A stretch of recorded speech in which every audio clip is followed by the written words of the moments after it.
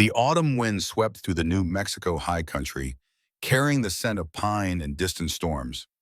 At the edge of what men called the Gila Wilderness, where the land climbed toward peaks that scraped heaven itself, a thread of smoke rose from a stone chimney into the crystalline afternoon. Thornwood Ranch occupied a natural bowl of grassland, 160 acres carved from Apache territory before surveyors redrew the maps. The main house stood solid, built of pine logs chinked with adobe. A barn sat 50 yards distant, weathered gray as old bone. Split rail fencing marked pastures where 20 head of cattle grazed on late summer grass. On the porch, in a rocking chair worn smooth by years of use, sat Samuel Thornwood. 65 winters had bent his spine and salted his beard, but his eyes remained sharp. Those eyes now watched his son work the fence line, hammer ringing clear in the mountain air. Old Sam shifted his weight and felt the familiar throb in his left foot. The infection had started 3 weeks ago. Now the foot was wrapped in bandages that needed changing twice daily, and the wound beneath wept fluid that smelled of corruption. He knew gangrene when he saw it. He had seen enough at Shiloh. Near the fence line, Caleb straightened from his work. At 35, he was lean as rawhide, all sinew and quiet strength. His auburn hair caught the light, and his full beard showed threads of copper. Beside him stood Elijah, 11 years old, Duncan's boy, now an orphan learning the hard geometry of property lines. Old Sam closed his eyes against memory. Duncan laughing. Duncan's wife Sarah, dead 10 years from fever. And deeper, the day in 1865 when Sam had returned from war to find his homestead burned and his 2 young sons staring at him with hollow eyes. That was when Reuben Calhoun had found him. Sam had needed $500 in gold to stake a new claim. Reuben had been younger then, his smile bright as new money. 8% interest compounded annually. Sam had signed without reading the fine print, his hands still shaking from fever contracted at Andersonville. 13 years had passed. The debt that began at $500 had swollen to $2,300. Last week, the letter had arrived. Sam reached into his shirt pocket. The envelope was creased from repeated handling. He did not need to read it again. The words were burned into his mind like a brand. Payment in full required by October 15th, 1878. Failure to remit will result in forfeiture of all property. October 15th was 3 weeks away. Bootsteps on packed earth drew his attention. Caleb climbed the porch steps, Elijah trailing behind. Dust clung to both of them. Caleb's hands showed fresh blisters across the palms. "Fence is secure," Caleb said.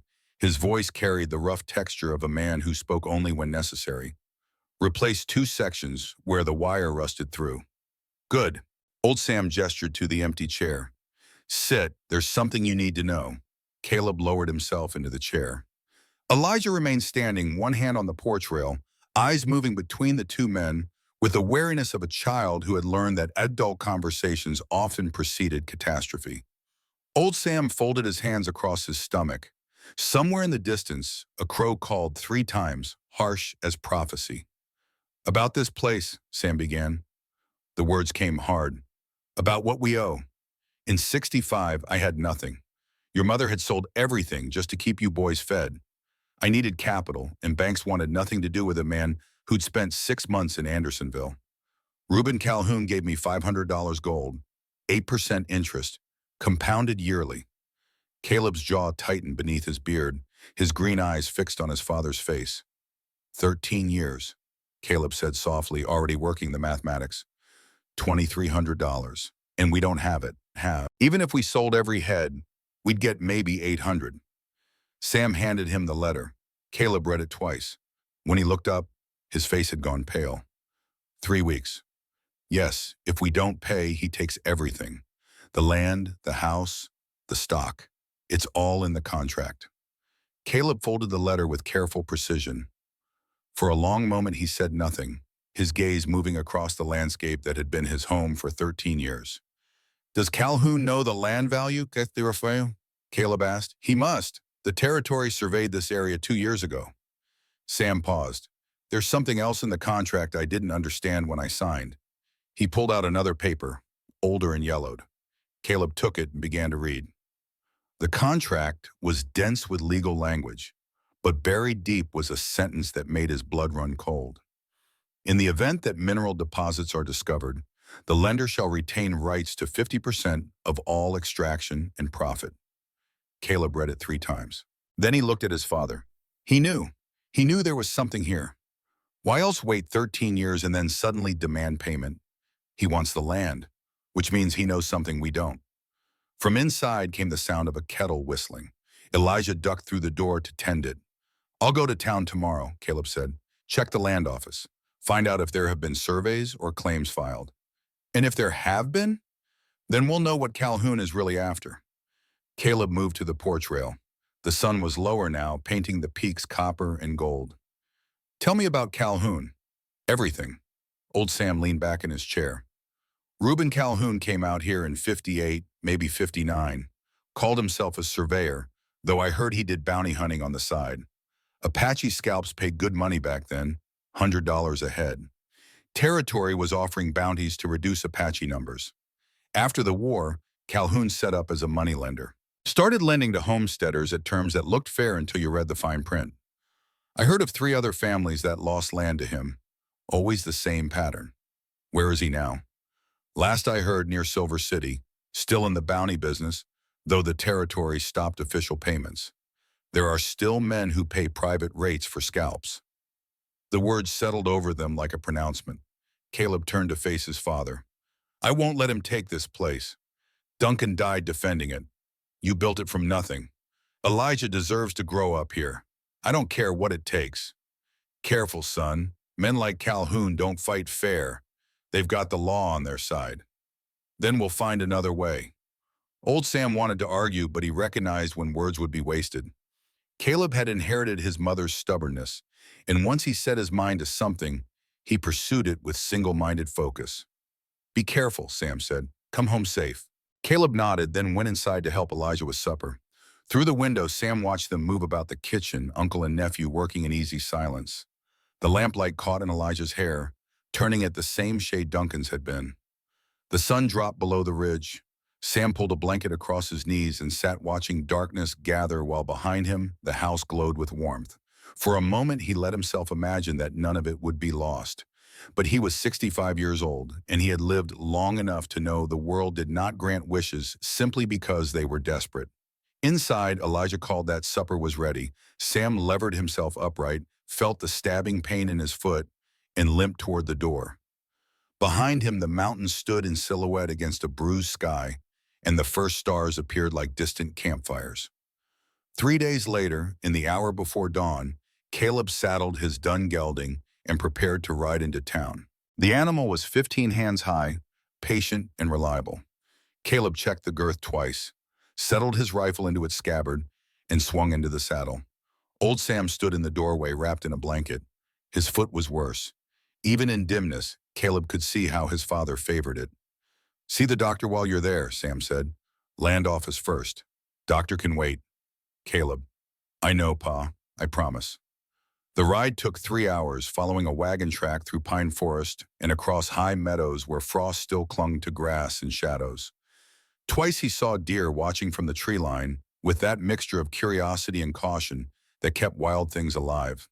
The town at the crossroads bore no official name. Some called it Crossing.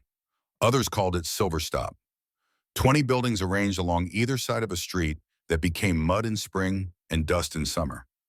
Caleb tied his horse outside the land office and climbed 3 steps to a listing porch. Inside, the office smelled of paper and ink.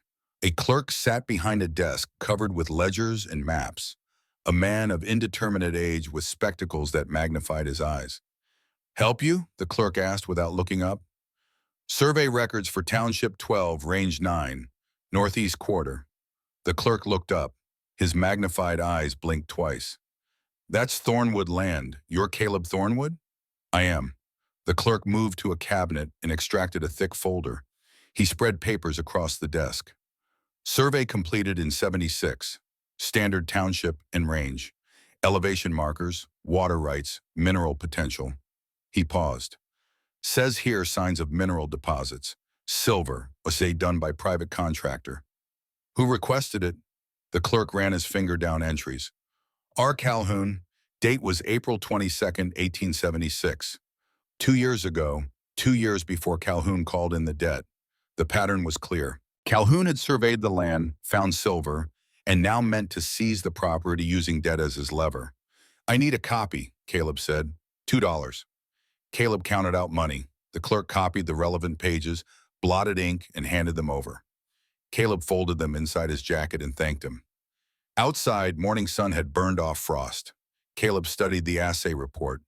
Technical language meant little to him, but the conclusion was plain. Significant deposits of silver ore. Estimated value potentially substantial. Those two words were worth more than $2,300, worth enough to make a man wait 13 years for the perfect moment to foreclose. Caleb's next stop was the sheriff's office. Inside, Sheriff Daniel Carver sat working through wanted posters. He looked up when Caleb entered. "Thornwood, been a while." "Sheriff, I need to ask about Reuben Calhoun." Carver leaned back. His chair protested. "What about him?" "He holds a note on my father's land. $2,300. I think he's using debt to steal property worth 10 times that." "You got proof?" Caleb placed the assay report on the desk.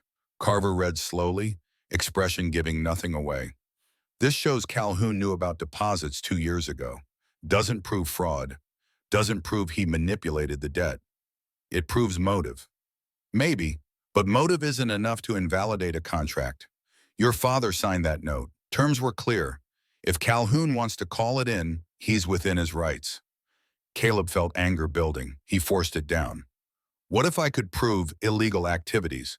Bounty hunting Apache after the territory stopped paying. Murder?" Carver's expression hardened. "Careful what you accuse a man of, especially Calhoun. He's got friends. Some wear badges, some wear judges' robes. You make accusations you can't back up, you'll be in a cell instead of him. So you won't help." "I didn't say that. I said be careful. Bring me solid evidence and I'll act. But gossip and suspicion aren't evidence. Neither is an old assay report." Caleb picked up the papers and turned toward the door. "One more thing," Carver said. Caleb paused. "Calhoun's dangerous. He's killed men before, and the law looked the other way because those men were Apache or outlaws. Don't underestimate him. Don't go looking for trouble you can't handle." "I'll keep that in mind." Caleb stepped into morning sun. Across the street, two men loading a buckboard glanced at him, then quickly looked away. Something in that averted gaze raised the hairs on his neck. He walked to the doctor's office. Ephraim Saunders was thin, with hands that shook slightly, but his eyes were clear, and when Caleb described old Sam's condition, those eyes turned grave. "Bring him in. If it's gangrene, we'll need to operate. Maybe take the foot, maybe below the knee. Depends how far it's spread." "He won't come. Says he'd rather die than be a cripple." "Then he'll likely get his wish." "Gangrene doesn't negotiate, Thornwood." Caleb thanked him and left. Outside, he felt the weight of impossible choices. His father was dying. The land was about to be stolen. And somewhere, Reuben Calhoun was counting days. The ride home took longer. Caleb stopped twice to rest his horse. While the animal drank at a creek, Caleb sat on a boulder and tried to think through problems with no obvious solutions. His thoughts kept returning to Duncan. 13 years younger, which meant Caleb had been more father than brother. He remembered teaching the boy to ride, to shoot, to read weather. He remembered Duncan's laugh, quick and genuine. 6 months ago, Duncan had been murdered, shot by Silas Tate, who rode with Calhoun. The killing had been over a boundary dispute, Tate claimed. Self-defense. No witnesses except Tate himself. Now Caleb understood. The boundary dispute had been manufactured. Calhoun had sent Tate to eliminate Duncan, because Duncan would have fought rather than surrender the land. So they killed him and called it legal. Caleb whistled for his horse and continued home. The sun was setting by the time he saw chimney smoke.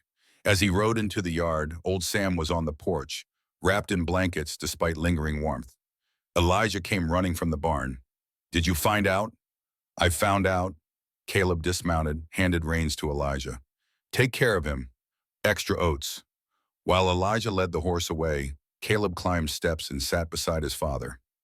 Sam's face had a grayish cast, his breathing labored. "Well?" Sam asked.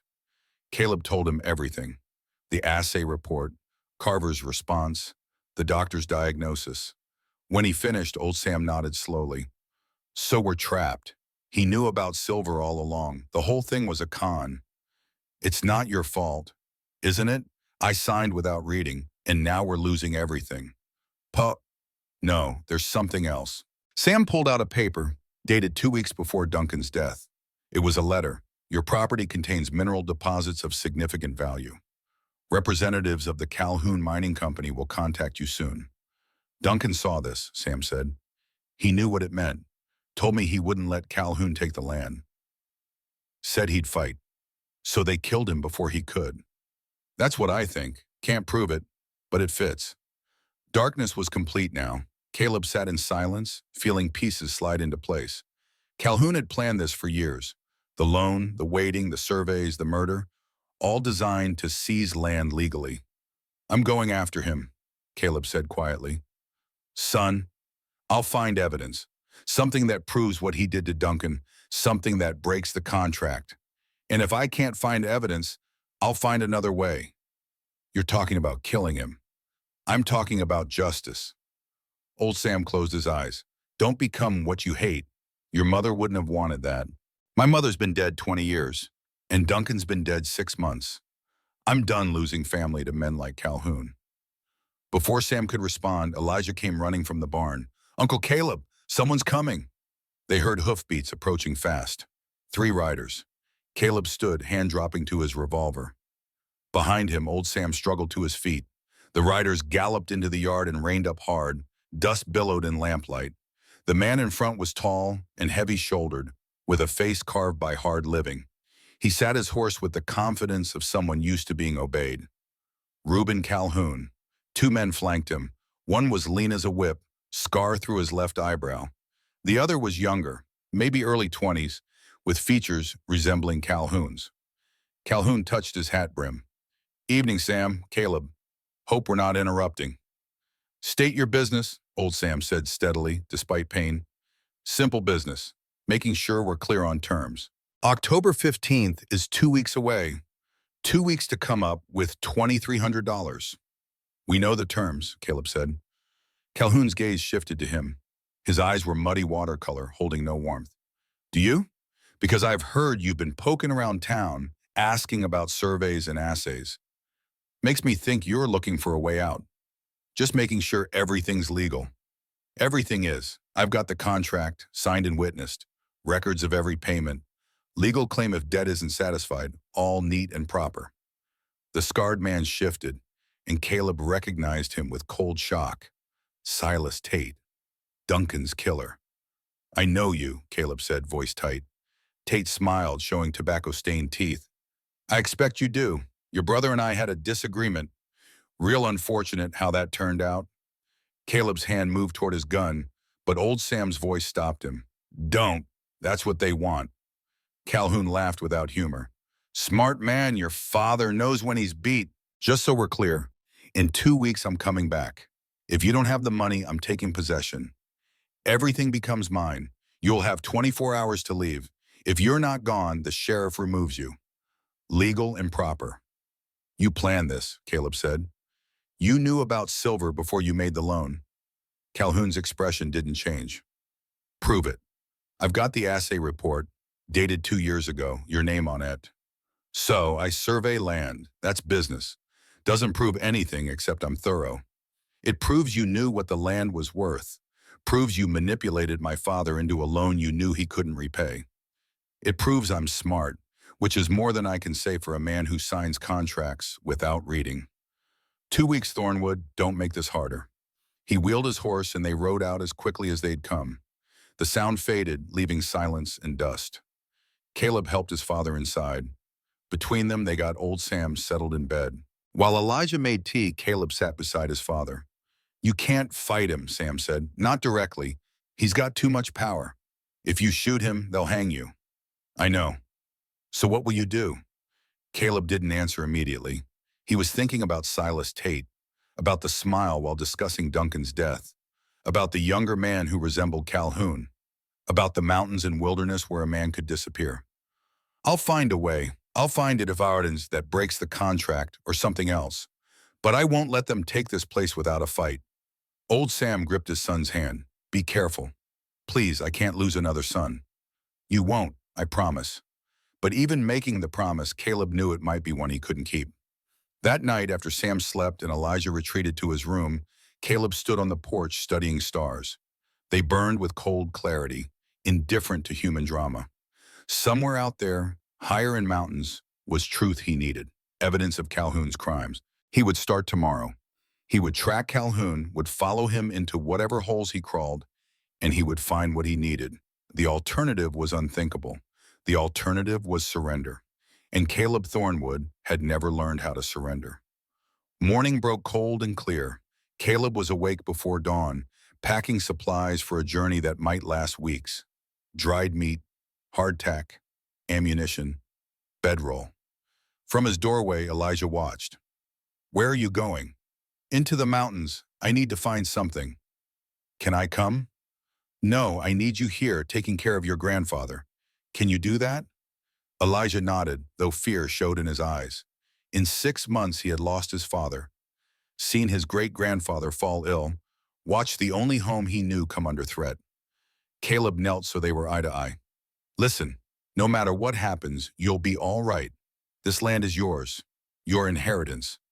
I will not let anyone take it. Believe me? Yes, sir. Good. Now wake your grandfather and help with breakfast. Caleb finished packing and carried supplies to the barn. His horse greeted him with a soft nicker. Caleb saddled efficiently, secured bedroll and rifle, and led the animal into the yard as sun broke over peaks. Old Sam was on the porch, leaning on a crutch Caleb had fashioned. His face was gaunt, infection spreading visibly. You should be in bed, Caleb said. Wanted to see you off, to say what needs saying in case we don't get another chance. Caleb swung into the saddle but waited while his father gathered thoughts. I've made mistakes, Sam said. More than I can count. But the biggest was not paying attention to men who wanted to take what I built. Don't make the same mistake. Don't let focus blind you to danger. I won't. And if you find Calhoun, if you get evidence, bring it to the law. Don't take justice into your own hands. I'll do what needs doing, Pa. That's all I can promise. And Sam nodded, accepting it was the best answer he would get. He raised one hand in farewell. Caleb touched his hat brim, then turned his horse toward mountains and rode out without looking back. The trail climbed through pine forest and aspen groves toward high country where elk grazed. But this time he hunted men, which required different skills, different instincts. By midday, he had climbed 3,000 feet. At one viewpoint, he stopped to rest his horse and study terrain ahead. Mountains rose in waves, each ridge taller than the last, climbing towards snow-capped peaks. Somewhere in that vastness, Calhoun had his operation. Somewhere was evidence of bounty hunting, of murder, of crimes that would break his stranglehold. Caleb was about to remount when he heard it. Distant rifle shots, echoing off canyon walls. 2 shots, then silence. The shots came from the east, perhaps 2 miles distant. Caleb considered options. It might mean hunters, might mean nothing, or might mean Calhoun's men. He chose to investigate. Leading his horse, moving quietly, Caleb worked toward the sound. The forest was dense with undergrowth. Several times he had to dismount and lead the animal through gaps barely wide enough for a man. Once he startled a grouse that exploded from cover with thunder of wings. After an hour, he smelled smoke. Not wood smoke, but something ranker. He tied his horse and continued on foot, moving cover to cover, using skills learned in war. The smell grew stronger. Now he identified it, burning flesh. His stomach tightened. He crested a rise and looked down into a clearing 50 yards across. What he saw stopped him cold. 6 bodies lay scattered, positions suggesting they'd tried to run. All Apache, judging by clothing and hair. Men, women, children. They'd been shot, then someone built a fire and threw bodies onto it. The fire had not fully consumed them. Standing near the fire were 4 men. Near another, a button, and caught in shrub branches, a piece of paper. It was part of a letter, burned at edges, but legible. The handwriting was crude but clear. 5 Apache at 100 per head. Payment upon delivery of scalps. R.C. Reuben Calhoun. Caleb folded the paper carefully and tucked it inside his jacket. Not much, but something. Proof Calhoun was still trading murder for money. He was about to leave when he heard a sound, a soft moan, barely louder than wind.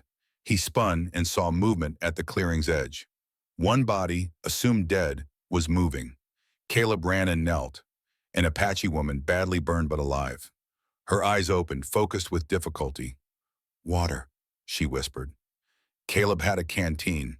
He lifted her head carefully and let water trickle between cracked lips. She drank, coughed, drank again. "Help me." "I'll try." "What happened?" "Men, white men, came at dawn, said trespassing, started shooting. I played dead." She broke off, coughing. Blood flecked her lips. "Don't talk. I need to get you to a doctor." "No, too late, but you can stop them. They're going to—" Her voice faded. Caleb leaned closer. "Going where?" "Ranch, Thornwood Ranch, tomorrow. They're going to take it." The words hit like a blow. Tomorrow, they were moving up the timeline. "How do you know?" "Heard them. The young one didn't want to, but the old one, Calhoun, said necessary. Said you were getting too close." Her breathing grew labored. Caleb could see she didn't have long. "Is there anything I can do?" "Stop them. Don't let more die. Promise." "I promise. Oh yeah." She smiled faintly, then her eyes closed for the last time. Caleb gently lowered her head and stood. He had evidence now. More than needed, but if Calhoun was moving on the ranch tomorrow, he had to get back tonight. It was already late afternoon with 8 hours of hard riding ahead. Caleb ran to his horse, mounted, and turned toward home. The animal sensed urgency and needed no urging. They descended at a pace bordering reckless, sliding down scree slopes and jumping deadfall. Darkness caught them halfway. Caleb lit no lantern, trusting knowledge of trail and his horse's instincts. Above, stars emerged, offering just enough light. Temperature dropped toward freezing. He reached valley floor 3 hours after full dark and urged his exhausted horse into final gallop across grassland. The ranch appeared ahead, lamplight glowing warm. Too peaceful. Caleb reined up 50 yards out and dismounted. Leading his horse, he approached on foot, every sense alert. Something was wrong. He felt it in the prickle of his skin, in the way night sounds had gone silent. 20 yards from the porch, he saw them. 3 horses tied to the rail, saddles still on. Caleb drew his revolver and moved toward the house. Through the window, he saw figures inside, shadows moving across lamplight. He heard voices too low to make out words, but the tone suggested confrontation. He was about to kick in the door when it opened and Silas Tate stepped out. The man stopped, hand dropping toward his gun. For a frozen moment, they stared at each other. Then Tate smiled. "Well, well, just the man we were hoping to see." Before Caleb could react, Tate drew and fired. The bullet took Caleb high on the left shoulder, spinning him and dropping him to his knees. His revolver fell from nerveless fingers. He tried to rise, but his left arm would not obey. Tate walked toward him, still smiling. "Your father and that brat are inside with Mr. Calhoun, having a discussion about property rights. I'm sure they'll be glad to know you're home." Caleb lunged for his fallen gun, but Tate kicked it away. The second kick caught ribs, driving air from lungs. Caleb collapsed, tasting blood and dirt. "Now let's get you inside so we can all talk civilized." He grabbed Caleb by the collar and dragged him toward the house. Caleb's vision swam, darkness closing in. The last thing he saw was Elijah's face at the window, white with terror, and then there was nothing but dark and pain and the knowledge that he had failed. When awareness returned, Caleb found himself tied to a chair in the main room. His shoulder throbbed, shirt soaked with blood. Across from him, old Sam sat bound. Elijah stood beside his great-grandfather, face streaked with tears but spine straight. The boy was trying to be brave. Reuben Calhoun stood near the fireplace, studying them like livestock.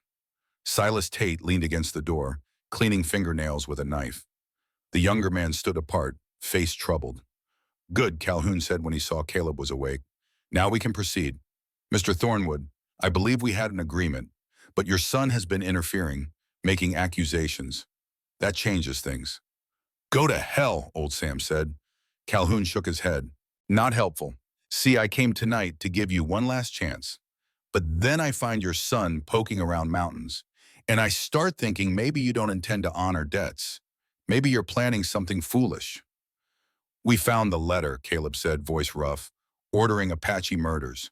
Signed by you. Calhoun's expression didn't change. Did you? Where is this letter now? Caleb said nothing. The letter was in his jacket, which Tate had searched. Gone, certainly destroyed. That's what I thought. Now let's discuss the future. As of now, I'm calling in your debt. Not in 2 weeks, now. Since you can't pay, I'm taking possession. You have 1 hour to gather belongings and leave. After that, Mr. Tate removes you. Permanently. You can't, old Sam said. The contract The contract says I can call the debt any time if I believe payment won't be forthcoming. Your son's interference gives me reason. 1 hour starting now. The younger man finally spoke. Pa, this is wrong. You can't. Shut up, Marcus. No, these people haven't done anything. You told me we were collecting legal debt. You didn't say anything about murder, about burning families. Calhoun turned to face his son, and his mask slipped. Beneath was something cold and terrible. What I do is none of your concern. This is family business. Men like Thornwoods think they can claim land without paying what they owe. I'm just collecting what's mine. By killing people? Burning children? By doing what's necessary. Marcus stared at his father as if seeing him clearly for the first time. Something in his face changed, hardened. I won't be part of this. I'm done. He turned and walked toward the door. Tate shifted to block him, but Calhoun waved him aside. Let him go. He'll learn. Or he won't, and he'll find out what happens to people who stand against me. Marcus paused in the doorway, looked back at Caleb and old Sam. I'm sorry. Then he was gone. Calhoun turned attention back to Caleb. 1 hour. Since I'm generous, I'll let you take your father to a doctor before that foot kills him, though I suspect you won't make it in time. He walked to the door. Before leaving, he turned back. By the way, that woman in the clearing? She was carrying something interesting. He reached into his coat and pulled out a leather folder. He tossed it onto the table where it fell open, revealing a map and papers. Territorial survey, showing mineral deposits across 3,000 acres, worth maybe $50,000. That's what you're losing tonight. Not just your home, your fortune. With that, he and Tate left. Hooves faded, leaving silence. Caleb worked at ropes, ignoring pain. After several minutes, he loosened them enough to slip one hand free, then the other. He untied Sam and Elijah, then collapsed into a chair, dizzy from blood loss. We need to stop bleeding, Sam said. Working together, he and Elijah cleaned and wrapped Caleb's wound. Bad, but the bullet had passed through without hitting bone. What do we do? Elijah asked, voice small. Caleb looked at Sam. His father's face was gray, infection spreading past his knee. He was dying. Maybe not tonight, but soon. We fight, Caleb said. How? We're 3 against who knows how many. You're shot, I'm crippled, and Elijah's a child. I don't care. This is our land. Duncan died for it. You built it. I will not surrender to a murderer. Before Sam could argue, the door opened. They turned, expecting Calhoun's return, but it was Marcus, breathless and pale. They're coming back, my father and Tate, only miles out. I came to warn you. Why? Caleb asked. Because what he's doing is wrong. Because I can't be part of it. Because you remind me of people I used to know. Good people. People my father destroyed. Outside, hooves grew louder. Marcus crossed to the window. They're here, 3 of them. My father brought reinforcements. Caleb stood despite pain. He retrieved his rifle, checked the load. Elijah, go upstairs. Hide. Don't come out, no matter what. But do it, now. The boy ran. Caleb positioned himself near the window. Old Sam hobbled to the other window with his cavalry pistol. Marcus stood between them, unarmed. 3 riders came into the yard at a walk. Reuben Calhoun in lead, Silas Tate to his right, a third man Caleb didn't recognize to his left. They stopped 20 feet from the house. Thornwood, Calhoun called. Your hour's up. Time to leave. Caleb opened the window and levered around. The metallic sound carried clearly. We're not leaving. This is our land, and you'll have to kill us to take it. Calhoun shook his head. So be it. He raised his hand, and all 3 men drew weapons. Time slowed. Caleb sighted on Calhoun, squeezed the trigger. The rifle bucked, and he saw Calhoun flinch as the bullet passed close. Return fire shattered the window, filled the room with flying glass. Old Sam fired twice. Missed. Marcus dove for cover as bullets tore through walls. Then from darkness beyond the yard came a different sound. The twang of a bowstring, followed by a cry of pain. The third rider toppled from his saddle with an arrow through his shoulder. A figure emerged from the tree line, moving with fluid grace. Even in darkness, Caleb could see it was a woman. She wore Apache clothing and carried a bow.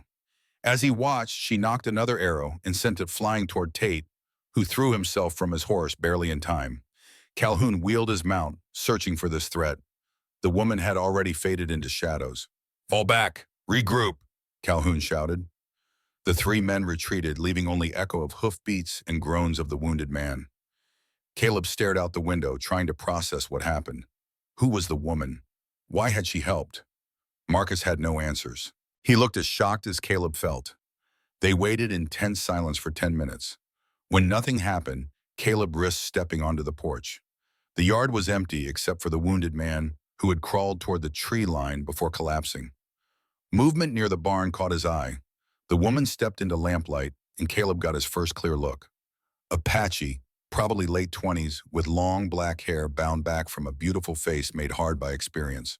A scar ran through her left eyebrow. She kept her bow ready, arrow nocked but not drawn. "You should go inside," she said. English accented but clear. "They will come back. Maybe tonight, maybe tomorrow. But they will come back." "Who are you?" "Ichayo," Caleb asked. "My name is Ayana, and Reuben Calhoun murdered my husband 3 years ago." She met his eyes, and Caleb understood. She had not saved them from kindness. She saved them because they shared an enemy. "Come inside," Caleb said. "We need to talk." Ayana hesitated, gaze moving from Caleb to Sam to Marcus. Then, decision made, she lowered her bow and followed them into the house. As the door closed, shutting out night and threat waiting in darkness, Caleb felt his world shifting in ways he could not yet comprehend. The woman who saved them was connected to Calhoun's past, and that past held secrets that might be the key to everything. But those were questions for later. For now, they had survived. For now, they had an ally they desperately needed. The war for Thornwood Ranch had begun, and the next battle would come with the dawn. Dawn broke cold over Thornwood Ranch. Ayana had kept watch all night by the window. The wounded man outside had died in the darkness. Caleb tested his shoulder carefully. Ayana's Apache medicine had worked. The wound was clean, no infection starting, but it throbbed with deep, grinding pain. Old Sam sat in his chair, face gray as old paper. The infection had climbed past his knee now, angry red streaks darkening. He was dying by degrees, and everyone in the room knew it. Marcus stood by the cold fireplace, eyes hollow. Choosing to stand against his father was tearing him apart from the inside. Elijah came downstairs quietly and checked old Sam's bandages with practiced care. "We need a plan," Sam said without preamble. "Calhoun will come back, today or tomorrow, but he'll come with more men and more guns." "Then we don't wait for him," Ayana said, her voice cutting through the morning quiet. "We attack first." Caleb straightened despite the pain.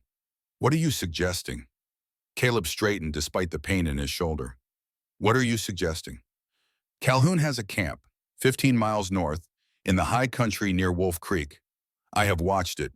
3 or 4 men usually there storing supplies and processing scalps.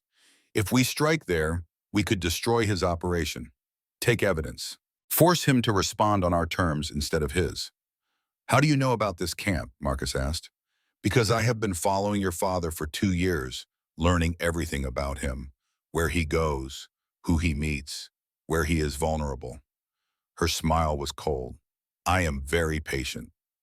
Caleb considered the proposal. It had merit. Sitting in the ranch house waiting for attack put them at a disadvantage.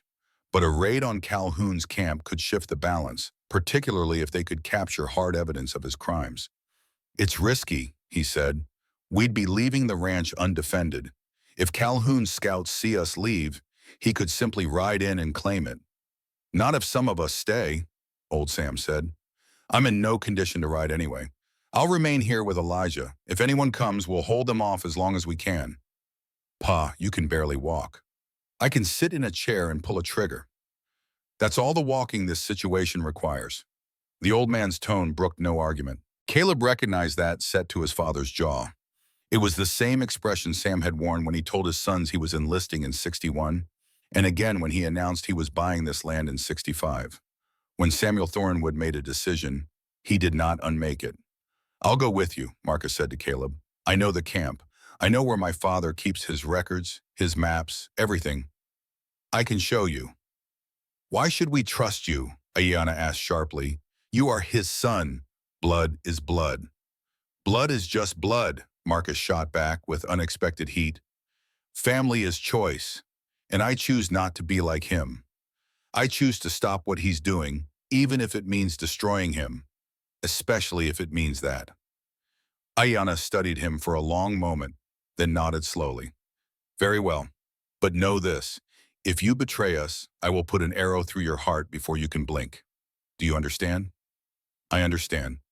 Then we leave before dawn, Caleb said. 3 hours. That gives us time to prepare and still hit the camp while most of them are sleeping. Ayanna, you know the road? I could walk it blind. Good. Marcus, you're sure you remember where the records are kept?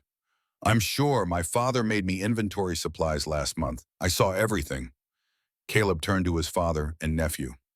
Pa, if Calhoun comes here, we'll handle it, old Sam said firmly. You just make sure you come back. Both of you. His gaze included Ayanna in that command. The next 2 hours passed in tense preparation. Caleb cleaned and loaded his rifle and revolver, though working the action with his injured shoulder sent jolts of pain through his entire left side. Ayanna checked her bow and sharpened her arrows on a whetstone from her pack, the rhythmic scraping sound oddly soothing in the quiet house. Marcus paced, unable to sit still, his face a study in conflict. He was about to help destroy his own father. The weight of that decision showed in every line of his body. Old Sam gave Elijah instructions in a low voice. How to reload the rifle, where to take cover if shooting started, what to do if the worst happened. The boy listened with solemn attention, nodding at each point. He was too young for this responsibility, but circumstance had stripped away the luxury of childhood. As the appointed hour approached, Caleb knelt beside Elijah. I need you to be strong, he said quietly. Can you do that? Yes, sir. Your grandfather's foot is bad. He may not be able to move quickly if trouble comes. You'll need to help him, to be his eyes and ears. I will. I know you will. Caleb placed a hand on the boy's shoulder. Your father would be proud of the man you're becoming. Elijah's eyes filled with tears, but he blinked them back. Come back safe, Uncle Caleb. I'll do my best. Outside, false dawn was beginning to pale the eastern sky. The stars were fading, and the first birds were starting their morning songs. It was the hour when the world held its breath between darkness and light. Caleb, Ayanna, and Marcus moved to the barn and saddled 3 horses. They worked in silence, each checking their gear multiple times. There would be no second chances. If this raid failed, Calhoun would know they were actively fighting back, and his response would be overwhelming. As they led the horses from the barn, old Sam appeared on the porch. He had draped a blanket around his shoulders against the pre-dawn chill, and he leaned heavily on his crutch. Son, he called quietly. Caleb walked to the porch. His father reached out and gripped his arm. I never told you this enough, but I'm proud of you. Proud of the man you have become. Your mother would be too. Let me finish. If something happens, if I don't make it through whatever comes next, you need to know something. That land, this ranch, it's not what matters. What matters is family, is honor, is standing up when standing up is the hardest thing in the world. You've done that. You're doing it now. That's worth more than all the silver in these mountains. Caleb felt his throat tighten. He pulled his father into a careful embrace, mindful of the old man's frailty. I'll come back, he said. We'll get the evidence we need, and we'll end this. I promise. I know you will. Now go. Time's wasting. Caleb mounted his horse and turned its head north. Ayanna and Marcus fell in beside him, and together they rode out of the ranch yard as the sun broke over the eastern peaks, painting the mountains in shades of rose and gold. Behind them, old Sam stood on the porch and watched until they disappeared into the tree line. Then he turned and went inside, where Elijah was already positioning himself by the window with the rifle across his knees. "Now we wait," Sam said. "Now we wait," Elijah agreed. The ride to Wolf Creek took 3 hours, climbing steadily into high country where the air grew thin and cold. They followed game trails through dense pine forest, crossed streams still running high from late summer rains, and navigated rock slides that required careful maneuvering. Ayana led, moving with the confidence of someone who had traveled this route many times. She paused frequently to listen and watch, ensuring they were not riding into an ambush. Twice, she signaled them to stop and wait while she scouted ahead on foot, disappearing into the forest like smoke and returning minutes later with a gesture to continue. They spoke little during the ride. There was nothing to say that had not already been said, and the enormity of what they were attempting settled over them like a physical weight. They were 3 people preparing to raid a fortified camp held by men who killed for profit. The odds were not favorable. As they climbed into the high country, the character of the forest changed. The ponderosa pines gave way to Douglas fir and aspen. The undergrowth thinned and the ground became rockier. This was harder country, less forgiving of mistakes. Around mid-morning, Ayana raised her hand and they stopped. She dismounted and gestured for the others to do the same. They tied their horses in a small depression where the animals would be hidden from casual observation, then continued on foot. The camp, when it came into view, was better fortified than Caleb had expected. It occupied a natural clearing beside the creek, with the water providing one barrier and steep rocks providing another. 3 structures had been built, 2 small cabins and a larger shed. Smoke rose from one cabin's chimney. They bellied down on a ridge overlooking the camp and watched. After 10 minutes, a man emerged from the smoking cabin and walked to the creek to fill a bucket. He was tall and thin, with a rifle slung over his shoulder. He moved with the casual confidence of someone who did not expect trouble. "That's Virgil Tate," Marcus whispered. "Silas's brother. Just as mean, but not as smart." "How many inside?" Caleb asked. "Usually 3 or 4. They rotate. My father keeps this place manned at all times because of what's stored here." "Which is?" "Supplies, ammunition, and the scalps waiting to be sold. They're in the shed, preserved in salt until buyers can be found." Ayana's jaw tightened. Somewhere in that shed might be her husband's scalp. The thought was almost too horrible to contemplate. "Where are the records kept?" Caleb asked. "In the larger cabin. My father has a strong box under the floorboards. That's where he keeps contracts, correspondence, maps. Everything that could incriminate him if found." "Can you get to it?" "If we can get inside, yes, I know where it's hidden." They watched for another 30 minutes, counting men and timing their movements. 3 individuals became visible, which meant there were probably 3 or 4 total. Better odds than expected, but still dangerous. "We need a distraction," Caleb said. "Something to draw them out while we get inside." "I can provide that," Ayana said. "I will start a fire in the shed. When they come to fight it, you enter the cabin and get the strongbox." "That shed is full of evidence," Marcus protested.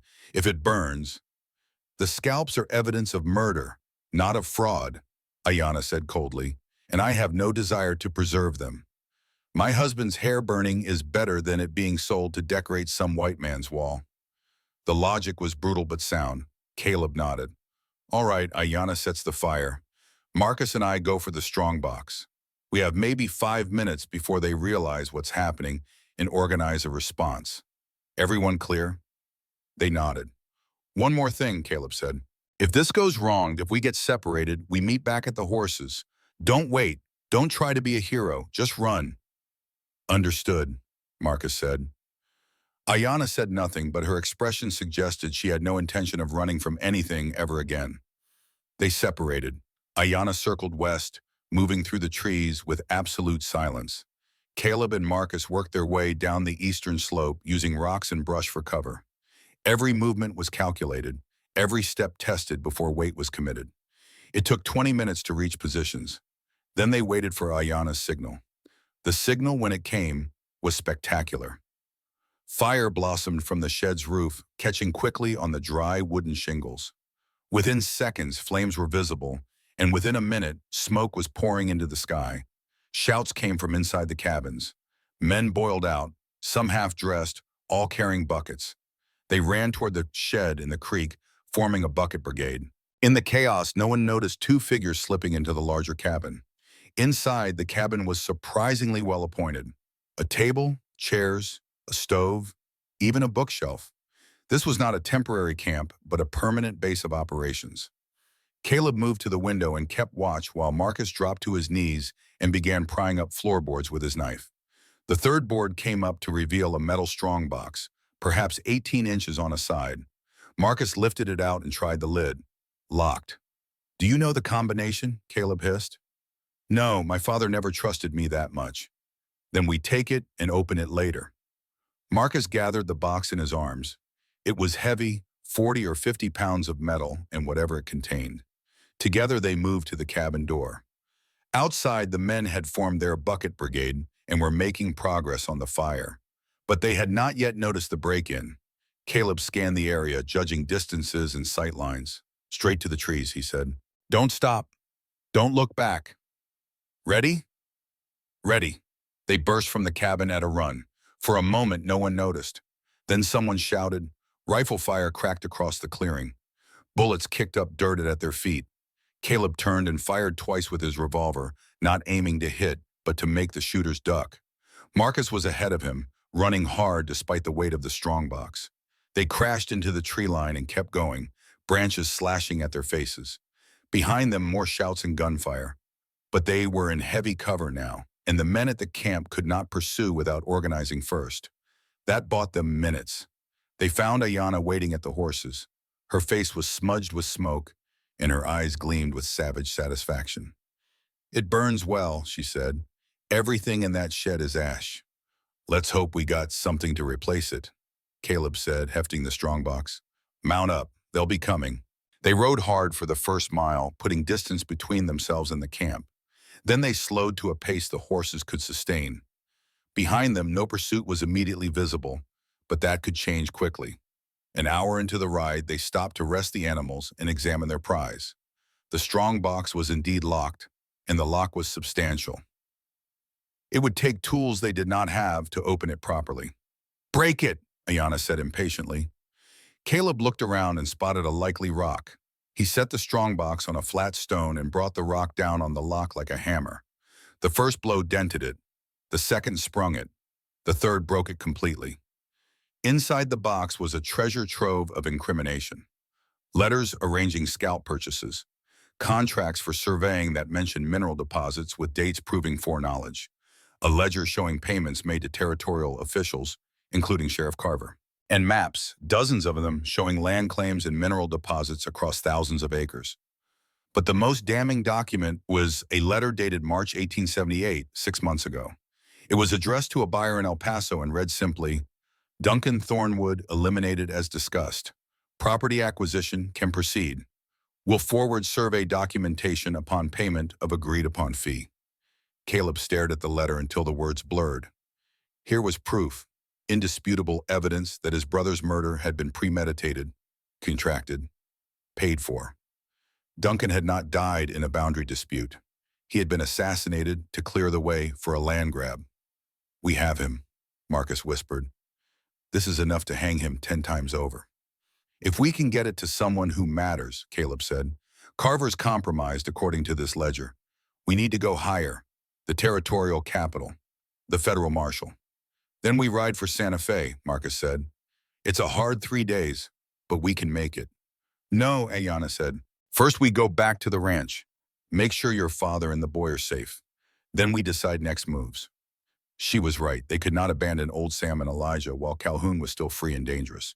They gathered the documents, secured the strongbox to Marcus's saddle, and continued their journey home. The sun was past its zenith when they finally saw the ranch house in the distance. Smoke rose from the chimney, which was good. But something felt wrong. The yard was too quiet.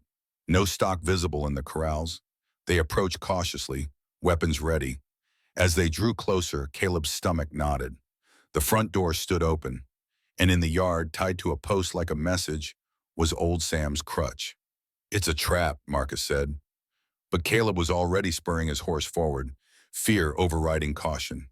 He reached the porch at a gallop and threw himself from the saddle, rifle in hand. Inside the house, old Sam sat in his chair. He was alive but bound hand and foot. His face was bruised, and blood had dried from a cut above his eye.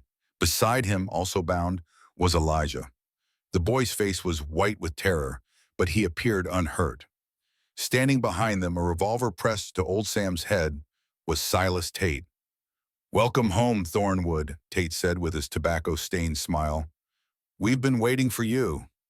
Caleb froze. His rifle was pointed at Tate, but the man had his finger on the trigger, and the gun was touching his father's skull.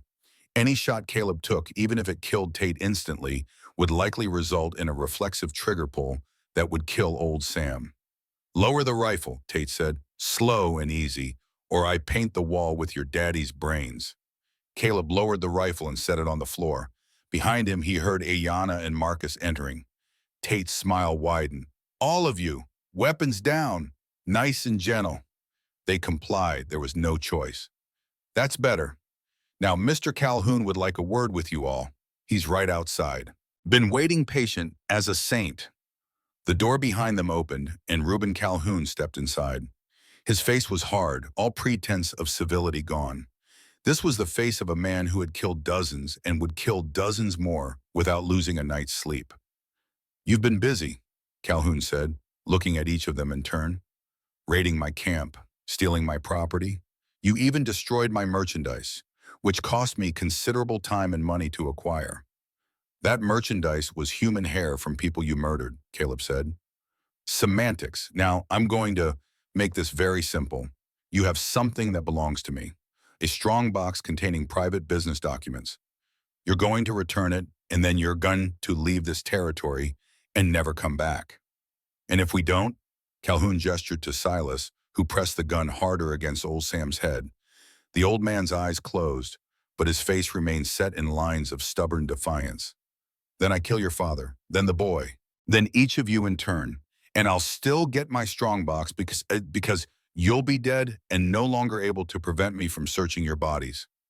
The only question is how much suffering there needs to be before we reach that outcome." Marcus stepped forward, his face anguished. "Pa, please, don't do this. You don't have to do this." "Stay out of it, Marcus. You've made your choice, and it's the wrong one. But you're my son, so we'd have to give you a chance. Walk away now, leave with these people, or stay and stand with your family. Choose." "They are my family now," Marcus said quietly. "These people who stand for something besides profit and murder. I choose them." For a moment, something that might have been pain crossed Calhoun's face, but it was gone in an instant, replaced by cold fury. "So be it. You're no son of mine." He turned his attention back to Caleb. "The strong box. Now, or I start killing." Caleb looked at his father. Old Sam met his eyes and gave the tiniest shake of his head. The message was clear. Don't give in. Stand firm.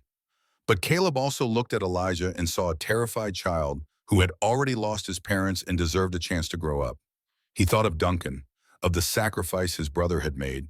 He thought of everything this land represented, and he made his decision. "The strong box is outside, on Marcus's saddle. I'll get it." "Caleb, no," Ayanna said. "It's the only way. Pa, I'm sorry." He walked to the door. Calhoun followed him out. Marcus's horse stood where they had left it, the strong box still secured to the saddle. Caleb untied it and lifted it down. As he turned to hand it to Calhoun, he heard new sounds. Hoofbeats approaching fast. Multiple riders. Calhoun heard it too and turned to look. Coming up the road at a gallop were 4 riders. As they drew closer, Caleb recognized the lead rider, Sheriff Carver. Behind him were 3 deputies. Carver reined up in a cloud of dust. He took in the scene with experienced eyes. Caleb with the strong box, Calhoun with his hand on his gun, the open door suggesting others inside. "Mr. Calhoun," Carver said, his voice was flat, official. "I'm here to place you under arrest for murder, fraud, and conspiracy. Please surrender your weapon."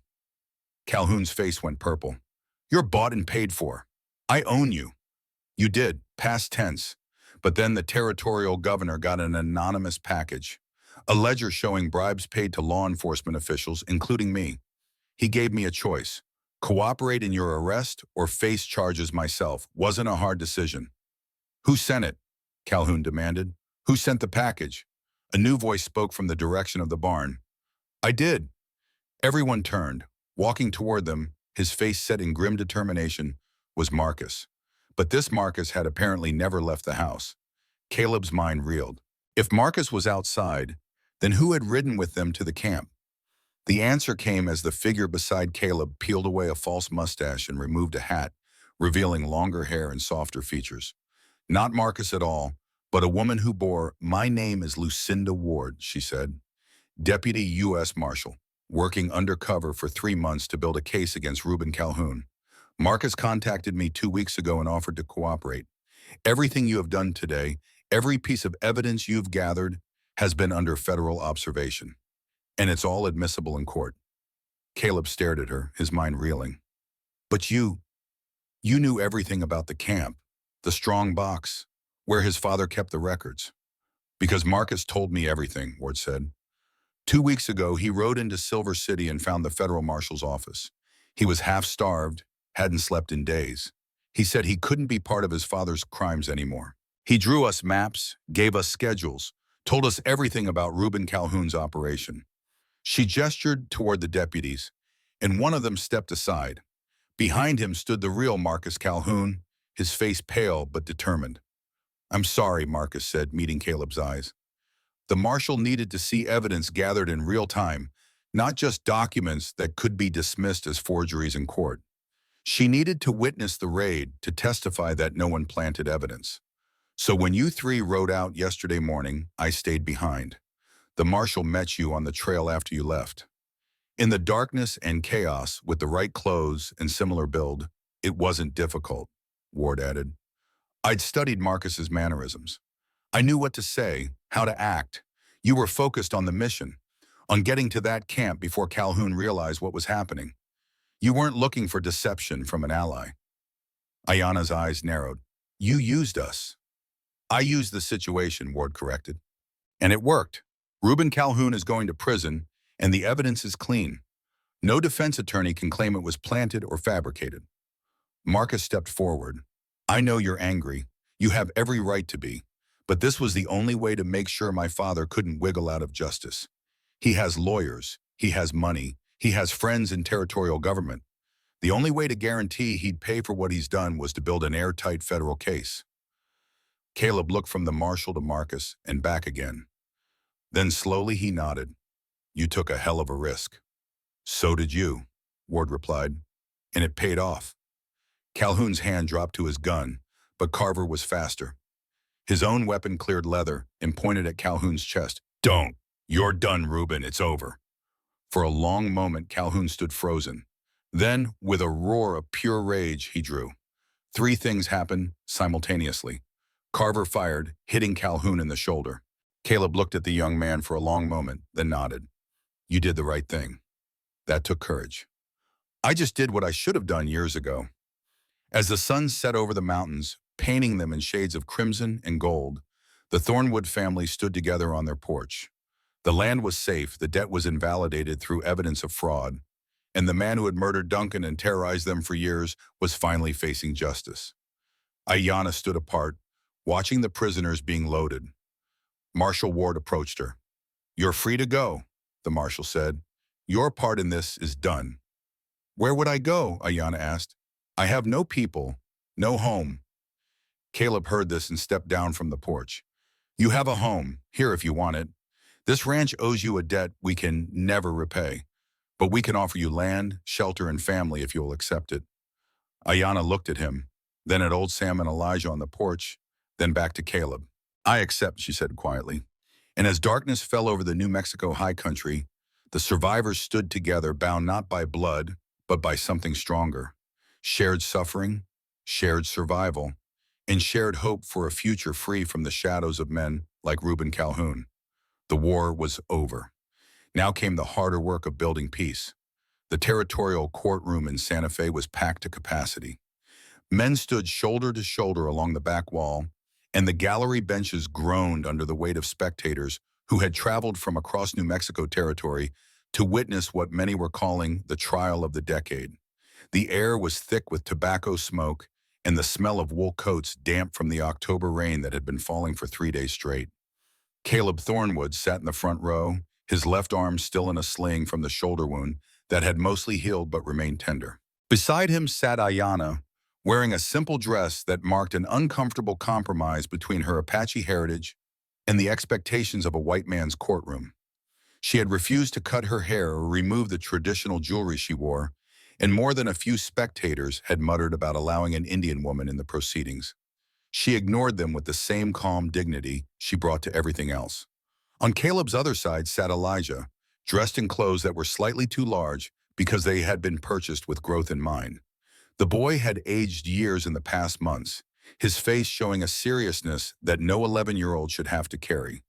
But his eyes remained clear, and when he looked at his uncle, there was trust there, and love, and the beginning of healing. Old Sam had not made the journey. His condition had deteriorated rapidly after the confrontation at the ranch, and Dr. Saunders had finally convinced him to allow the amputation that might save his life. The surgery had been performed 2 weeks ago, taking the leg below the knee. Sam was recovering at the ranch under the care of a nurse the territorial government had provided as part of their restitution package. The last letter Caleb had received said his father was ornery, difficult, and showing every sign of surviving out of pure stubbornness. At the prosecution table sat Marshal Lucinda Ward and a territorial prosecutor named Harrison Blackwell, a thin man with wire-rimmed spectacles and a reputation for thoroughness that bordered on obsession. Between them were stacks of documents, the strongbox contents, affidavits, depositions, and physical evidence that had taken weeks to properly catalog. At the defense table sat Reuben Calhoun, his right shoulder still bandaged from Sheriff Carver's bullet. His attorney was a man named Cyrus Pemberton, imported from Texas and known for defending the indefensible. Pemberton wore an expensive suit and an expression of supreme confidence that suggested he believed he could spin straw into gold through the alchemy of legal argumentation. The judge was Hiram Foster, a federal appointee with a reputation for running a tight courtroom and suffering no foolishness from either side. He was in his 60s, with white hair and the weathered face of a man who had spent years on the frontier before ascending to the bench. When he entered the courtroom, the bailiff's call of all rise was obeyed instantly. Foster settled into his chair and surveyed the room with eyes that missed nothing. His gaze lingered on Ayanna for a moment, then moved to Calhoun, then to the prosecution table. "Gentlemen," he said, his voice carrying easily through the packed room, "we are here to determine the guilt or innocence of one Reuben Calhoun on charges of fraud, conspiracy, and multiple counts of murder. This is not a circus. This is not entertainment. This is the United States legal system attempting to deliver justice. Anyone who cannot comport themselves with appropriate decorum will be removed. Am I understood?" A murmur of assent rippled through the gallery. "Very well. Mr. Blackwell, you may present your opening statement." The prosecutor rose. He was not a physically impressive man, but when he spoke, his voice carried the weight of absolute conviction. "Your Honor, members of the jury, over the next several days, we will prove beyond any shadow of doubt that Reuben Calhoun is a man who has built his fortune on the systematic exploitation, robbery, and murder of dozens, if not hundreds of people across this territory.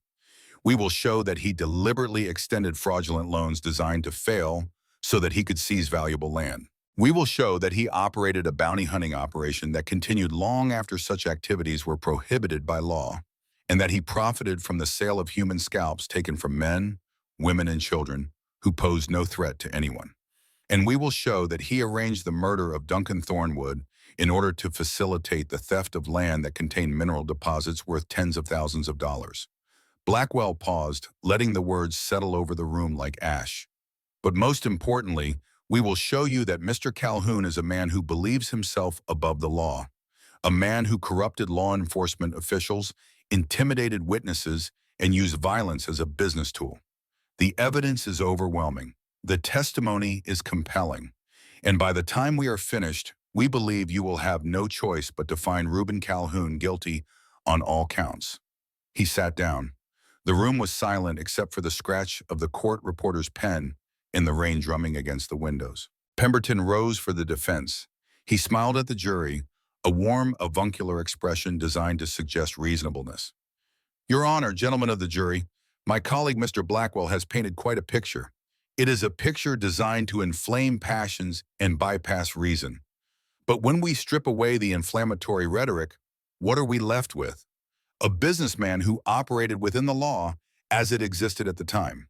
A man who made legal loans and was forced to foreclose when those loans were not repaid. A man who worked as a surveyor and bounty hunter during a period when the territorial government actively encouraged such work. Are we now going to prosecute a man for doing what the government paid him to do? Pemberton walked along the jury box, making eye contact with each member. The prosecution will bring you a parade of so-called evidence, but much of it is circumstantial. Much of it is taken out of context, and much of it comes from witnesses with their own reasons to lie. My client is not a perfect man. He is a hard man forged by a hard frontier. But being hard is not a crime, and we will show that every action he took was either legal at the time or has been so distorted by prosecution bias as to be unrecognizable. He returned to his seat. Judge Foster made a note, then looked to Blackwell. Call your first witness, Mr. Blackwell.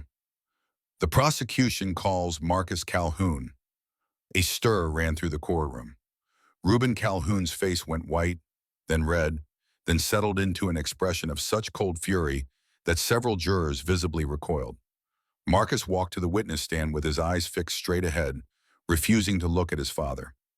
After being sworn in, Marcus sat and folded his hands in his lap. Blackwell approached him gently, recognizing the difficulty of what the young man was about to do. Mr. Calhoun, please state your relationship to the defendant. He is my father. And you worked with him in his various business enterprises? Yes, sir, for the past 6 years. Can you describe those enterprises for the jury? Marcus took a breath. His voice was steady but quiet, forcing everyone in the room to lean forward to hear. My father operated as a surveyor, land speculator, and moneylender. But those were covers, I guess you'd say.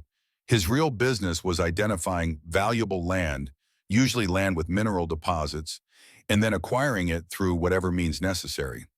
Sometimes that meant legitimate purchase, but more often it meant making loans he knew people couldn't repay, or manufacturing boundary disputes, he paused, or removing obstacles. By removing obstacles, you mean people? Yes, sir. Did you witness your father ordering such removals? Objection, Pemberton said, rising, leading the witness. Sustained, Foster said. Rephrase, Mr. Blackwell. Mr. Calhoun, did you ever hear your father discuss the elimination of obstacles to his business? Yes, sir, multiple times. He talked about it like it was just another business expense.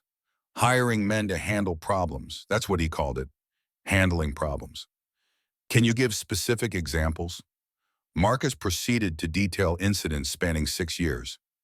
The courtroom grew quieter as he spoke, the only sounds his voice and the relentless rain. He described meetings where his father had discussed paying men to provoke confrontations that would result in legal killings. He described the scalp hunting operation in detail, including the salt shed where remains were stored. He described the ledgers showing bribes paid to officials. And then he described Duncan Thornwood's death. I was there, Marcus said, his voice finally breaking. I watched Silas Tate shoot an unarmed man in the back. I watched him fall.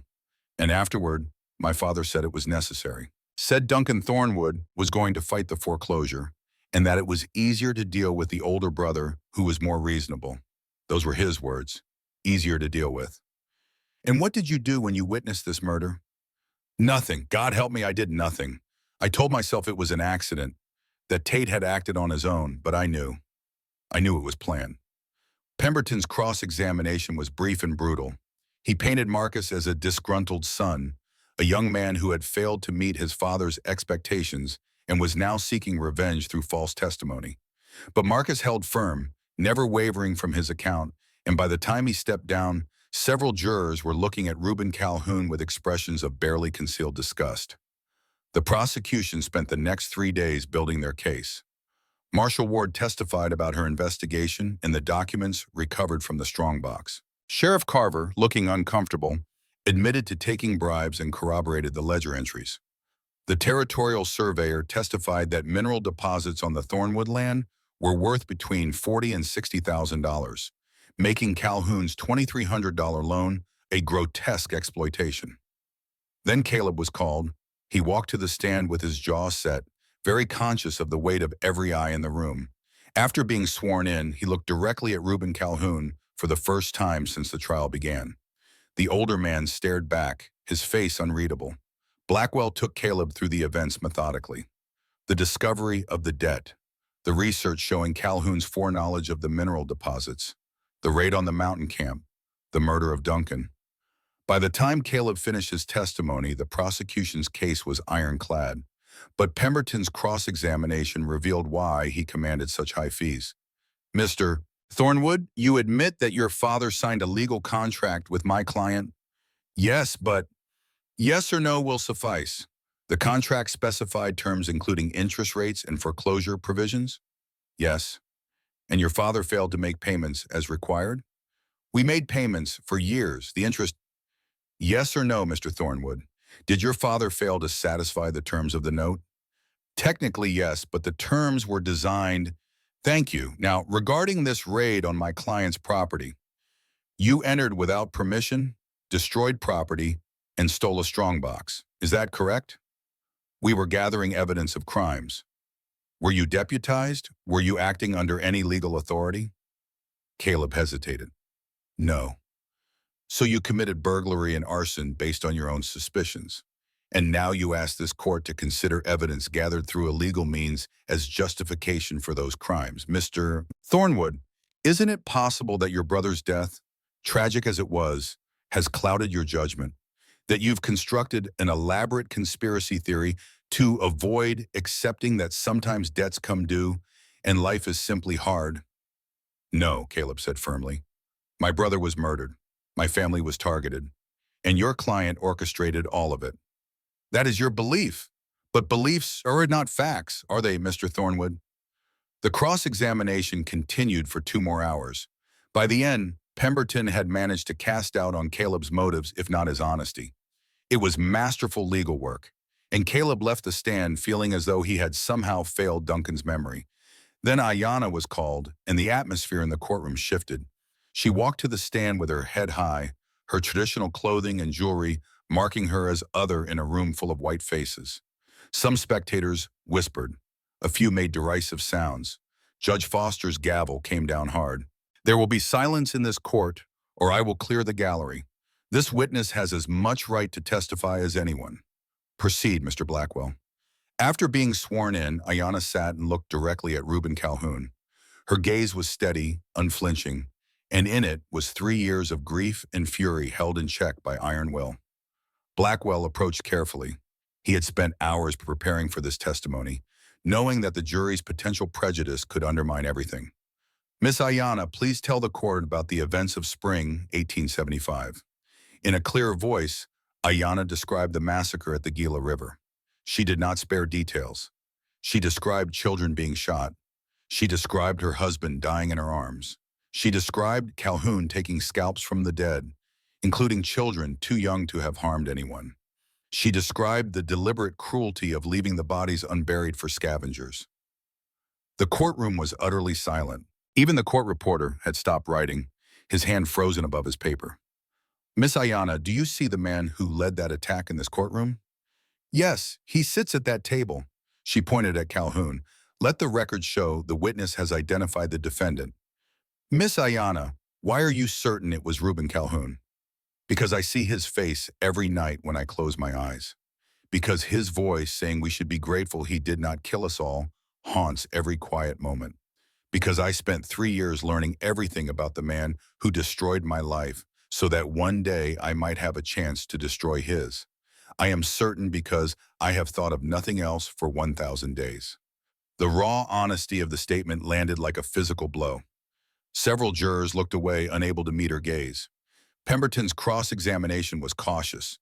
He knew attacking a widow too harshly would alienate the jury, but he also needed to undermine her credibility. Miss Ayanna, you admit that you spent 3 years planning revenge against my client?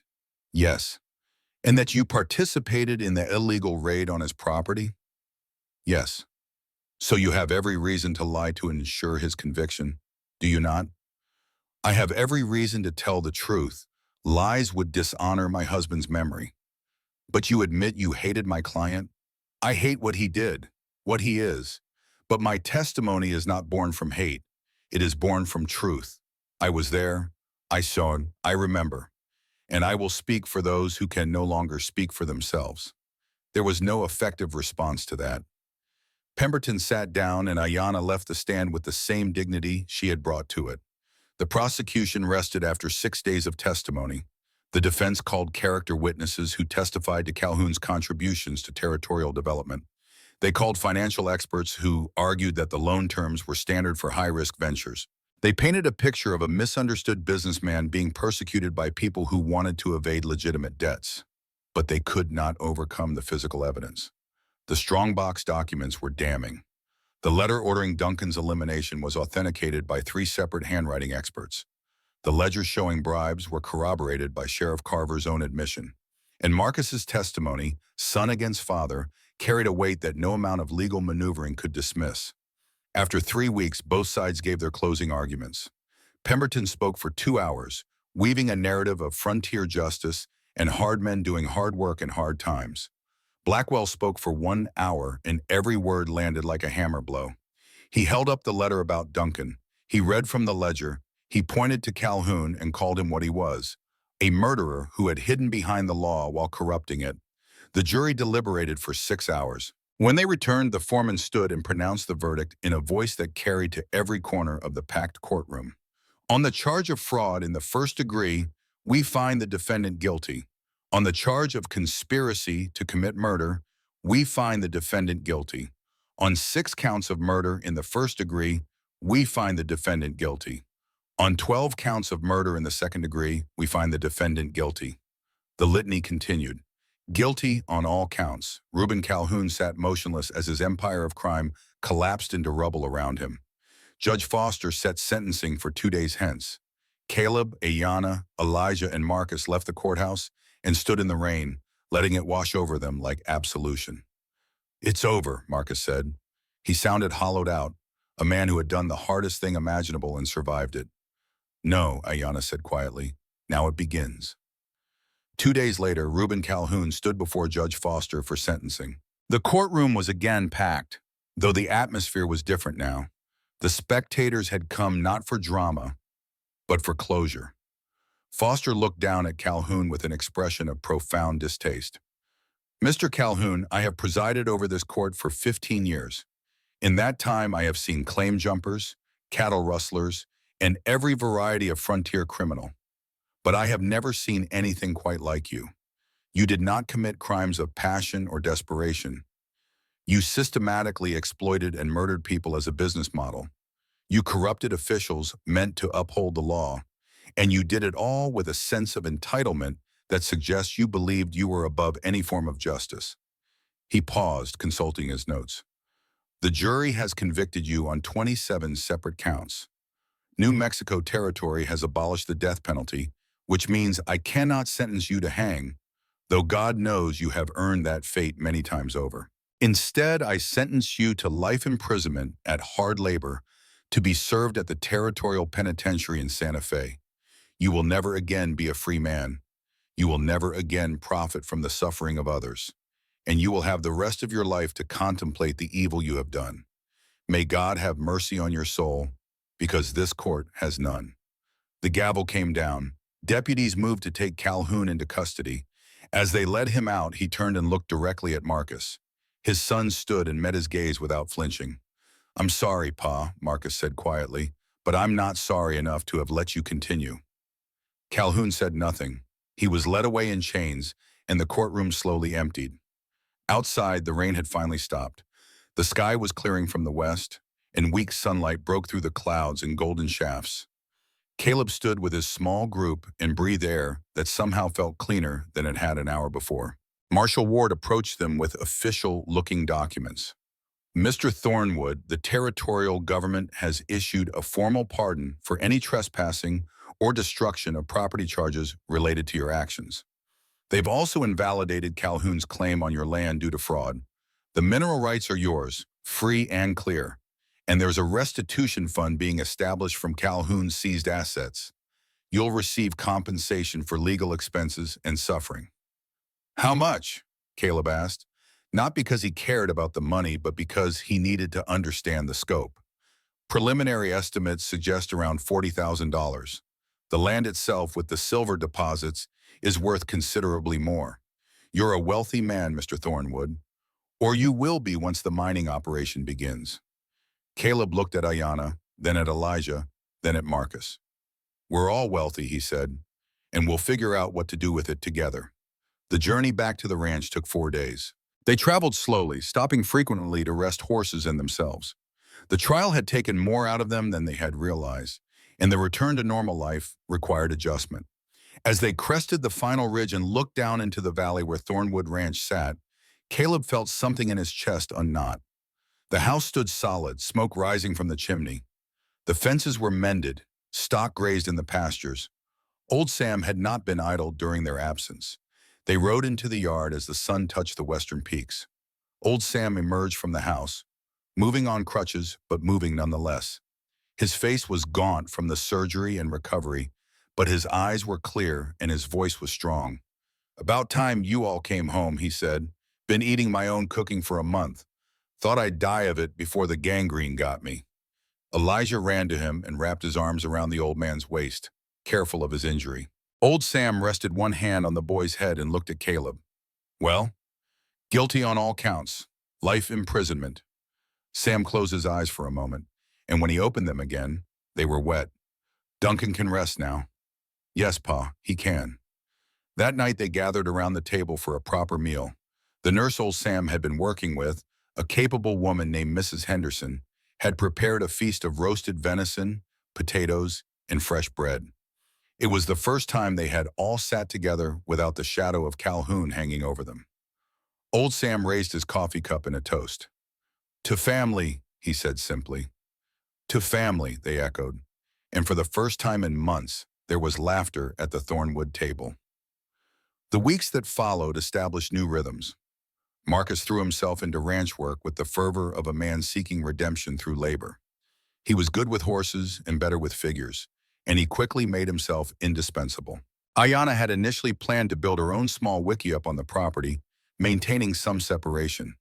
But Elijah had asked her to teach him Apache ways, and old Sam had mentioned that the house was far too large for just the three of them, and somehow she found herself with a room of her own and a place at the family table. She taught Elijah to track, to read weather signs, to understand the language of the land. In turn, Elijah taught her to read English better and helped her navigate a world that looked at her with suspicion simply for existing. They formed an unlikely pair, the Apache widow and the orphaned boy, but their bond deepened with each passing day. Caleb found himself watching them together and feeling something unfamiliar. It took him time to recognize it as contentment. For years, he had been defined by duty and grief, by the need to protect and provide.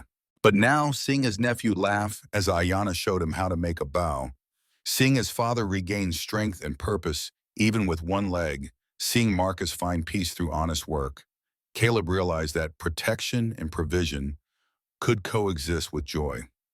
One evening, as the autumn cold began to bite and the first snow dusted the peaks, Caleb and Ayanna found themselves alone on the porch after everyone else had gone to bed.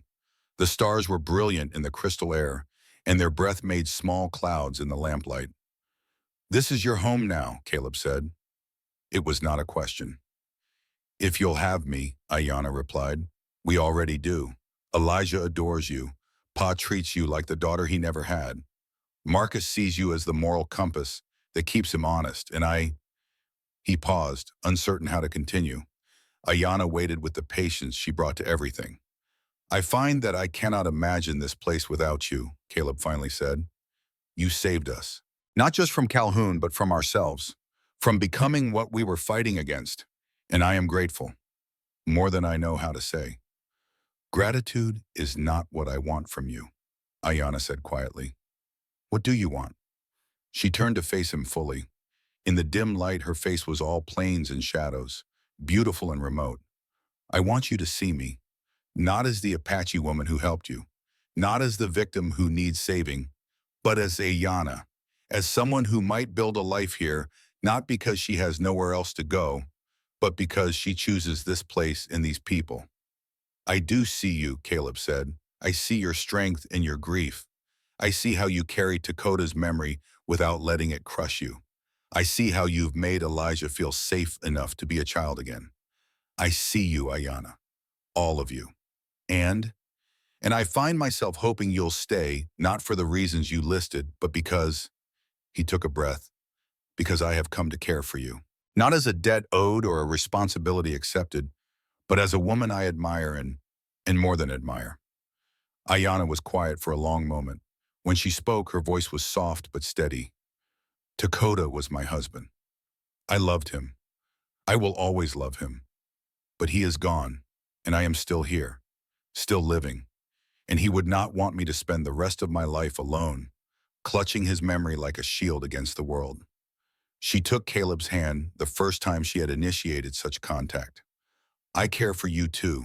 You are a good man, an honorable man, and if you are willing to be patient, to let this grow slowly and naturally, then I would like to see where this path leads. I can be patient, Caleb said. I've got nothing but time. They stood together in the cold night, hands joined, and watched the stars wheel overhead.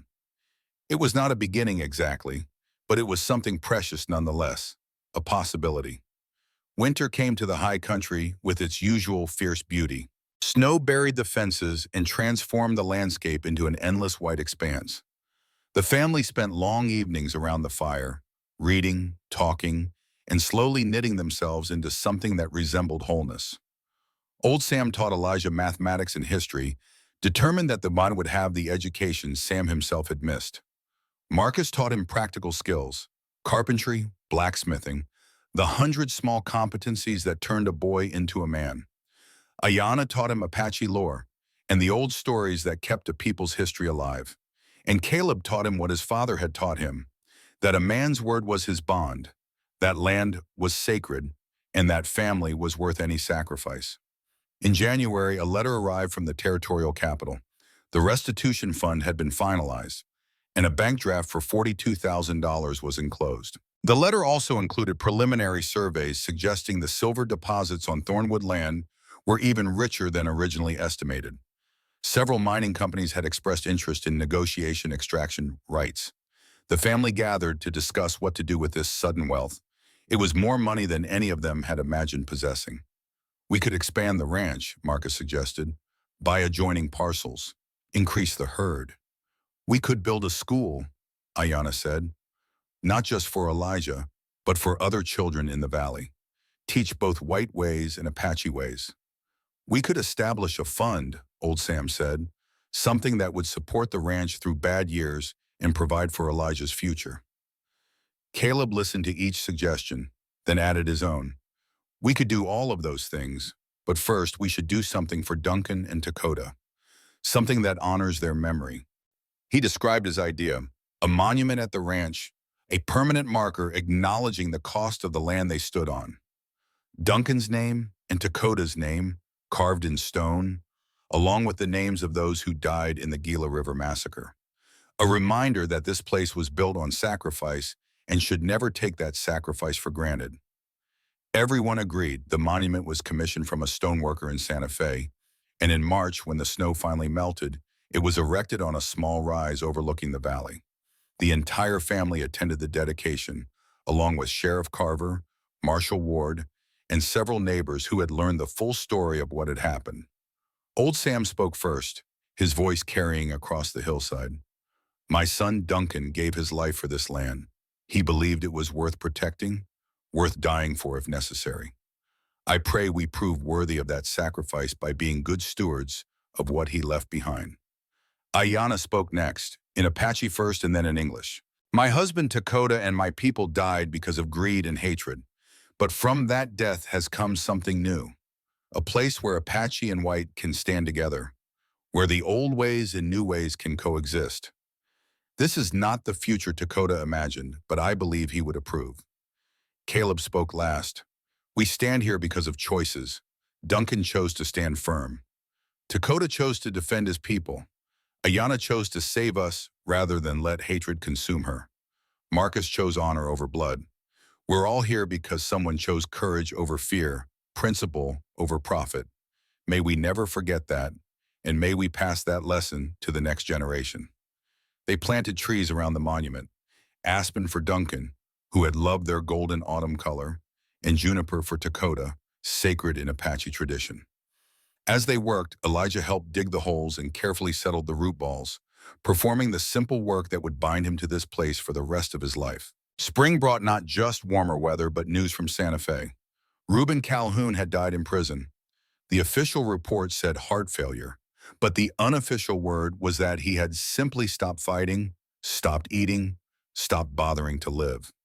Marcus received the news with mixed emotions. He arranged for his father to be buried in the territorial cemetery with a simple stone bearing only his name and dates. There was no service. "I'm not going," Marcus said when asked if he would attend the burial. He chose his path, and I chose mine. I mourned who he could have been years ago. I won't mourn who he was. The mining operation began in June. Rather than selling the rights outright, Caleb negotiated a partnership that gave Thornwood Ranch a percentage of profits, while the mining company provided all equipment and labor. It meant less money immediately, but more over time, and it meant maintaining control of the land. By summer's end, the operation was profitable enough to fund all of their plans. The ranch expanded. A school was built, and Ayanna became its first teacher, instructing children from across the valley in reading, arithmetic, and the history that textbooks ignored. The family trust was established, ensuring Elijah would have resources no matter what happened. And something else happened that summer. Caleb and Ayanna married. It was a small ceremony, held at the ranch with only family and close friends present. Marshall Ward officiated, having been granted temporary authority to perform marriages. The ceremony blended traditions. Caleb wore his best suit. Ayanna wore traditional Apache wedding clothing that she had spent months creating. They exchanged vows in both English and Apache, promising not to erase their pasts, but to build their future together. Old Sam cried. Elijah served as witness, standing straight and proud. Marcus smiled more genuinely than anyone had seen since the trial. And when Caleb and Ayanna kissed to seal their marriage, sealing not just their union, but the improbable alliance that had saved them all, everyone present understood they were witnessing something rare and precious. Hope made manifest. And when Caleb and Ayanna kissed to seal their marriage, sealing not just their union, but the improbable alliance that had saved them all, everyone present understood they were witnessing something rare and precious. Hope made manifest. Elijah Thornwood, now 26 and a practicing attorney in Santa Fe, stood on the porch where his great-grandfather had once sat. Behind him, the sounds of family filled the warm evening. Children playing, Ayanna teaching her final class of students, the rhythmic clang of Marcus working in the barn. Old Sam had passed 5 years ago, buried on the hillside beside Duncan. The monument stood tall now, surrounded by mature trees, golden aspen for Duncan, fragrant juniper for Dakota. Caleb emerged from the house, 50 years old now, with silver threading his auburn hair. His left shoulder still ached in cold weather, a permanent reminder of that night. "The mine's still producing," Elijah said. "Not as rich as before, but steady. The school has 40 students now, and Marcus's Apache training program just received territorial recognition." "Your father would be proud," Caleb said quietly, "and your great-grandfather. They'd be proud of all of us. We turned something built on blood into something worth keeping." Ayanna joined them, her hair showing gray, her face lined with years but strong. She took Caleb's hand. "The children want the story again," she said. "How this place came to be." Caleb smiled. "They heard it last week. And they'll want it next week. It's their legacy now." As the three stood watching the sunset paint the mountains in crimson and gold, a sense of completeness settled over the ranch. The battles were over. The land was safe. The next generation was learning what mattered: courage, honor, family. The Thornwood Ranch had begun in debt and blood, but it endured as proof that good people could prevail when they refused to surrender their principles. Not a perfect legacy, but an honest one. And in the high country of New Mexico, where mountains meet sky, that was enough.